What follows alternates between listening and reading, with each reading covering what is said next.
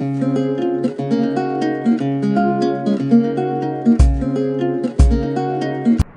दोस्तों, smart study में आपका स्वागत है। मैं हूं अविनाश। दोस्तों, आज मैं आपको दिल्ली पुलिस कांस्टेबल की जो अपकमिंग वैकेंसी आने वाली है 2020 में, उसको कैसे फिल करना है, क्या करना है, सारी जो बेसिक बातें हैं वो आपको आज मैं बताऊंगा। बेसिक पॉइंट क्या है जो आपके जानने जरूरी है, आपके लिए जानना जरूरी है, वो क्या है? ऑनलाइन एप्लीकेशन डेट कब स्टार्ट होगी, रिटन एग्जाम डेट क्या होगी, एज कितनी होगी आपकी, एजुकेशनल क्वालिफिकेशन क्या होगी, फिजिकल स्टैंडर्ड क्या होगा मेल और फीमेल दोनों के लिए, और रिटन एग्जाम सिलेबस क्या होगा। दोस्तों, ये सारी चीजें मैं आपको बताऊंगा एक एक करके। तो चलिए दोस्तों, मैं वीडियो की शुरुआत करता हूँ। दोस्तों, सबसे पहले हम वैकेंसी डिस्कस कर लेते हैं। दोस्तों, जो टोटल वैकेंसी पास हुई है कांस्टेबल की, वो कितनी है? टोटल वैकेंसी कितनी है हमारे पास? है 5846, 5846। ये दोस्तों टोटल वैकेंसी है मेल और फीमेल की। अब इसमें देख लेते हैं मेल और फीमेल की अलग अलग वैकेंसी है कितनी। यहाँ पे लिख देता हूं मैं मेल का, और यहाँ पे लिख देता हूं मैं फीमेल का। दोस्तों देखो, मेल की जो टोटल वैकेंसी है वो है टोटल 3903, और फीमेल की जो वैकेंसी है 1944। अब इसमें कई कैटेगरी बनती है, मैं आपको कैटेगरी वाइज बता देता हूँ डिटेल में कि कितनी कितनी वैकेंसी है किस कैटेगरी में। दोस्तों, जैसे जनरल की जो वैकेंसी है अपने पास, वो कितनी है? ये है दोस्तों 1681। तो एक नई कैटेगरी जुड़ी है अपने पास, EWS की। उसकी जो वैकेंसी है वो है 343, मतलब 343। अब ओबीसी की साइड चलते हैं। ओबीसी की जो वैकेंसी है वो है 662, 662। अब एससी की जो वैकेंसी है वो है 590। एसटी की जो वैकेंसी है वो है 157। अब बच गया एक्स सर्विसमैन, और दूसरा बच गया कमांडो। ठीक है, एक्स सर्विसमैन की जो वैकेंसी है अपने पास 226, और कमांडो की है 243। ठीक है दोस्तों, तो ये थी मेल की। अगर हम इसका टोटल करें तो 3903, 3903 वैकेंसी टोटल बैठेंगी। अब इस साइड फीमेल का, तो फीमेल की बता देते हैं। जनरल के सामने में जनरल की वैकेंसी लिख रहा हूँ, तो जनरल की है 933 फीमेल के अंदर। ईडब्ल्यूएस की है 202।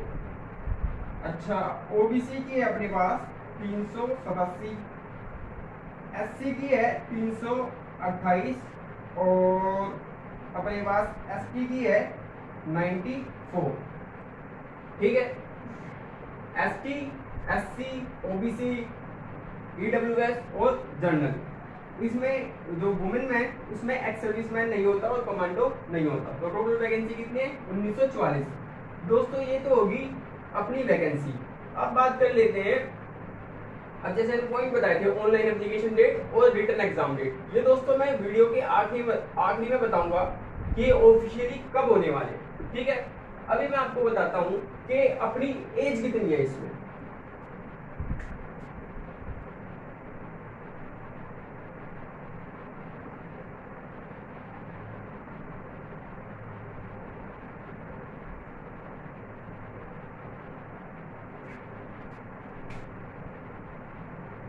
देखो दोस्तों, एज जो दिल्ली पुलिस कांस्टेबल की जो पहले ईयर्स की जो एज रही है वो रही है 18 से 21 फॉर जनरल कैंडिडेट। उसमें ओबीसी के लिए 3 साल बढ़ जाते हैं, एससी और एसटी के लिए 5 साल बढ़ जाते हैं। तो जो नॉर्मल एज थी वो थी कितनी? 18 से 21। लेकिन जो न्यू एज आई है नोटिफिकेशन में वो क्या है? 18 से 25। ठीक है, ठीक है।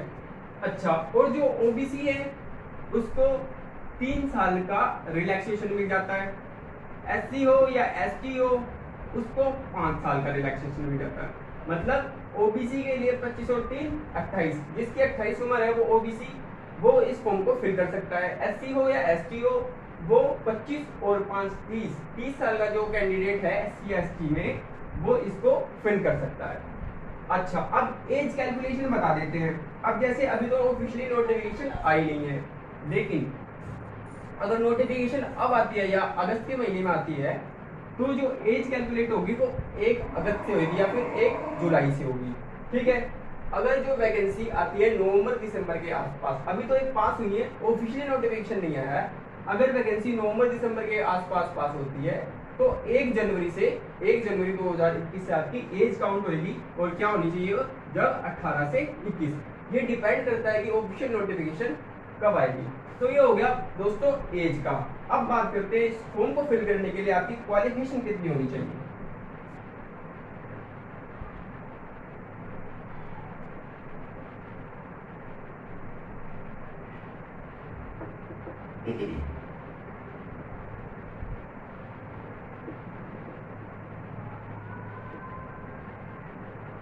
दोस्तों क्वालिफिकेशन की यदि मैं बात करूं तो क्वालिफिकेशन में आपको सिर्फ 12th पास होना है, सिर्फ 12th पास। आपकी परसेंटेज कोई मैटर नहीं करती, चाहे आपके 40% हो, आप इस फॉर्म को फिल कर सकते हैं। ठीक है दोस्तों, ये तो थी क्वालिफिकेशन। अब मेल के लिए इंपॉर्टेंट बात क्या है? मेल को चाहिए फॉर्म भरने से पहले या फॉर्म भरने के टाइम पे एक ड्राइविंग लाइसेंस होना चाहिए। क्या होना चाहिए? Driving licence. ये इंपॉर्टेंट है दोस्तों। जिसने अभी तक ड्राइविंग लाइसेंस नहीं बनवाया, नोटिफिकेशन का इंतजार मत करो, अपना ड्राइविंग लाइसेंस बनवा लो। तो चलिए दोस्तों, ये थी क्वालिफिकेशन आपकी। क्या है? ये मैटर नहीं करता आपने साइंस से कर रखी है या आर्ट्स से कर रखा है या कॉमर्स से कर रखी है, आपकी बस 12th पास होनी चाहिए और मेल के लिए एक ड्राइविंग लाइसेंस होना चाहिए। दोस्तों ये होगी क्वालिफिकेशन फॉर्म भरने के लिए।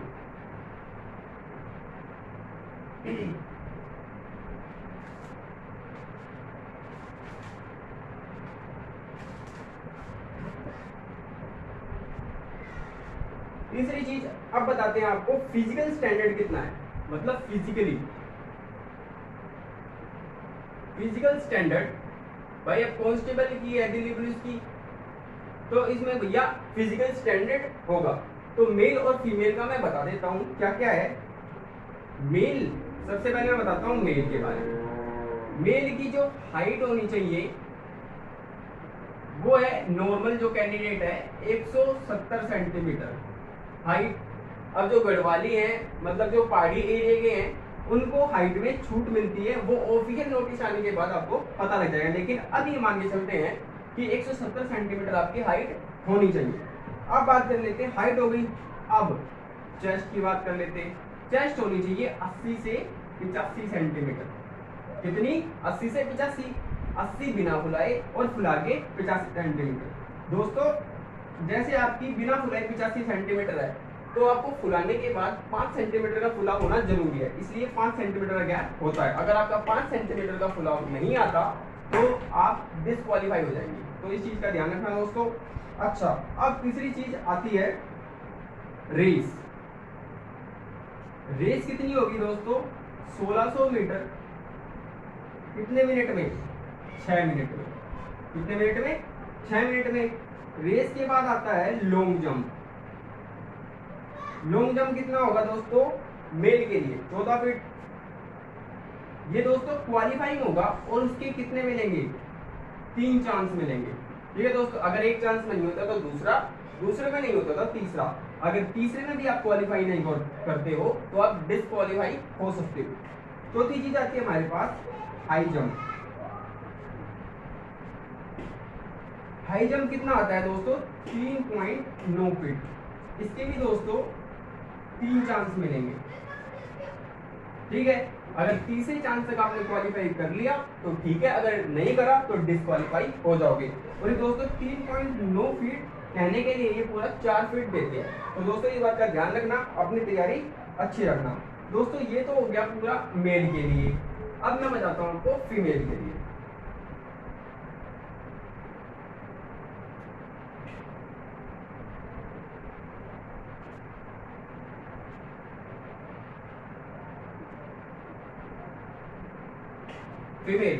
फीमेल में जो हाइट है वो नॉर्मल कितनी होनी चाहिए?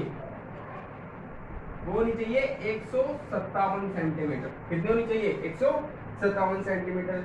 अब फीमेल के लिए रेस है, रेस कितनी है? अब तक जो मायने लेके चल रहे हैं वो है 1600 मीटर 8 मिनट में। ठीक है। अच्छा, अब लॉन्ग जंप की बात आ गई। लॉन्ग जंप कितनी है फीमेल के लिए? 10 फीट। इसके भी 3 चांस मिलेंगे। ठीक है। उसके बाद हाई जंप, इसके कितने? 3 फीट है। और इसके चांस कितने हैं? इसके भी 3 चांस है। ठीक है दोस्तों, ये हो गया फीमेल के बारे में। ठीक है। अब फिजिकल स्टैंडर्ड हो गया। अब मैं बताता हूँ आपको रिटन एग्जाम के बारे में, जो कि बहुत इंपॉर्टेंट है आपके लिए।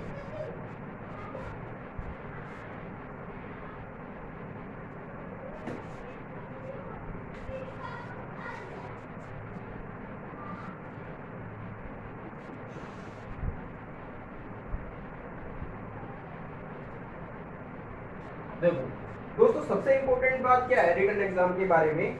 आपका जो पेपर है वो लेगी एसएससी, और एसएससी जब पेपर लेती है तो जो कांस्टेबल का जो पेपर पिछली बार लास्ट ईयर जो हुआ था वो एसएससी ने लिया था, और जो उसका जो लेवल था थोड़ा आसान था। ठीक है। लेकिन जो आपका 50 नंबर का जो जीएस का पार्ट आता है वो थोड़ा मुश्किल होता है हर किसी के लिए, क्योंकि हर किसी की जीएस सेम होती है। तो पहले मैं आपको इसका एग्जाम पैटर्न बता देता हूँ। एग्जाम पैटर्न है क्या दोस्तों? जैसे कि इसमें रिटन एग्जाम में आपके 4 पार्ट होंगे। पहला पार्ट होगा रीजनिंग का, 25 क्वेश्चन। और ठीक है, 25 क्वेश्चन। ठीक है। मैथ्स में 15 क्वेश्चन। ठीक है। उसके बाद एक कंप्यूटर ऐड कर दिया। क्या कर दिया? कंप्यूटर, जिसके 10 क्वेश्चन कंपलसरी होंगे। उसके बाद क्या कर दिया? जीके। जीके तो हमेशा से ही 50 नंबर की रही है। ठीक है। ये दोस्तों आपके हो गए टोटल 100 क्वेश्चन, और इसमें हर एक क्वेश्चन 1 नंबर का है। अब इस पेपर में एसएससी ने नेगेटिव मार्किंग रखी है या नहीं, वो आपको ऑफिशियल नोटिफिकेशन जब आएगी, जब पता लगेगा। लेकिन जो लास्ट ईयर जो एसएससी ने एग्जाम लिया था उसमें नेगेटिव मार्किंग नहीं थी, तो अभी तक हम मान के चल रहे हैं कि इसमें नेगेटिव मार्किंग नहीं है। नेगेटिव मार्किंग नहीं है। ठीक है। तो मतलब अभी 100 नंबर का पेपर है, और 100 ही नंबर आपको मिलेंगे अगर तो उसमें नेगेटिव मार्किंग नहीं है। तो जो इसकी टाइमिंग होगी दोस्तों, पेपर की जो टाइमिंग होगी वो होगी 90 मिनट की, मीन्स 1.5 घंटा। कितना? 1.5 घंटा। ये 1.5 घंटे का पेपर होगा। बहुत टाइम होता है 100 नंबर का पेपर करने के लिए। बाकी आपकी तैयारी के ऊपर डिपेंड करता है क्या है दोस्तों। अब इम्पोर्टेंट बात मैं आपको बता देता हूँ कि ऑनलाइन एप्लीकेशन डेट क्या है और रिटन एग्जाम डेट क्या होगी।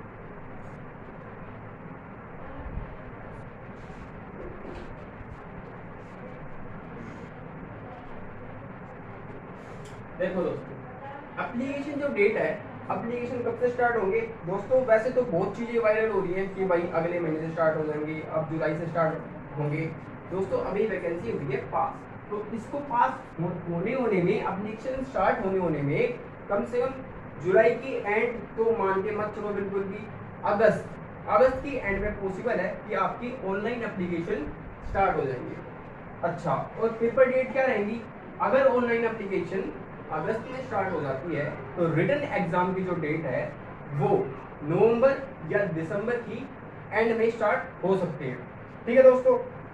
अब एक इंपॉर्टेंट बात और है आपके लिए, ये तो मैंने आपको सारी बेसिक चीज बता दी दोस्तों। इंपॉर्टेंट बात ये है कि मैं आज कितनी तारीख है? आज है 23 तारीख, 23/7/2020। 24/7/2020 से ये डेट याद रखना, 24/7/2020 से मैं डीपी कांस्टेबल का